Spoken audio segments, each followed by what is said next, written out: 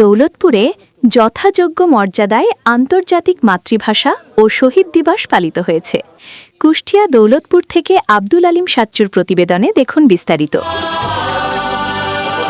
যথাযোগ্য মর্যাদা ও গভীর শ্রদ্ধার মধ্য দিয়ে কুষ্টিয়ার দৌলতপুরে মহান শহীদ দিবস ও আন্তর্জাতিক মাতৃভাষা দিবস পালিত হয়েছে। দিবসের সূচনায় উপজেলা পরিষদ চত্বরে অবস্থিত কেন্দ্রীয় শহীদ মিনারে পুষ্পমাল্য অর্পণের মাধ্যমে ভাষা শহীদদের প্রতি শ্রদ্ধা নিবেদন করেন কুষ্টিয়া ১ দৌলতপুর আসনের নবনির্বাচিত সংসদ সদস্য ও উপজেলা বিএনপির সভাপতি আলহাজ রেজা আহমেদ বাচ্চু মোল্লা।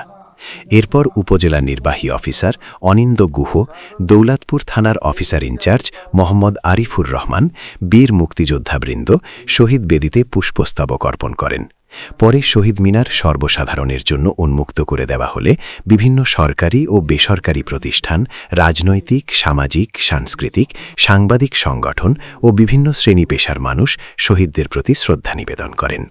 সকাল 11:30টায় উপজেলা প্রশাসনের আয়োজনে উপজেলা পরিষদ কনফারেন্স রুমে আলোচনা সভা অনুষ্ঠিত হয়। এতে উপজেলা নির্বাহী অফিসার অনিন্দ গুহর সভাপতিত্বে প্রধান অতিথি বক্তব্য রাখেন নবনির্বাচিত সংসদ সদস্য আলহাজ রেজা আহমেদ বাচ্চু মোল্লা। অনুষ্ঠানে ভাষা শহীদদের প্রতি গভীর শ্রদ্ধা জ্ঞাপনের পাশাপাশি বর্তমান প্রজন্মের কাছে মাতৃভাষার গুরুত্ব ও আন্দোলনের সঠিক ইতিহাস তুলে ধরা হয়।